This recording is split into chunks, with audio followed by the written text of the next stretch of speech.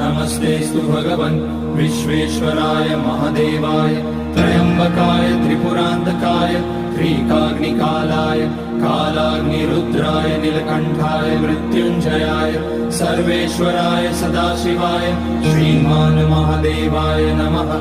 ॐ नमः शम्भवाय च मयोभवाय च नमः शङ्कराय च मयस्कराय च नमः शिवाय च शिवतराय च। ॐ त्र्यम्बकं यजामहे सुगन्धिं पुष्टिवर्धनम् उर्वारुकमिव बन्धनान् मृत्योर्मुक्ष्यमामृतात्। नागेन्द्रहाराय त्रिलोचनाय भस्माकराय महेश्वराय नित्याय शुद्धाय दिगम्बराय तस्मै नकाराय नमः शिवाय। मन्दाकिनी सलिलचन्दन चर्चिताय नन्दीश्वर प्रमथनाथ महेश्वराय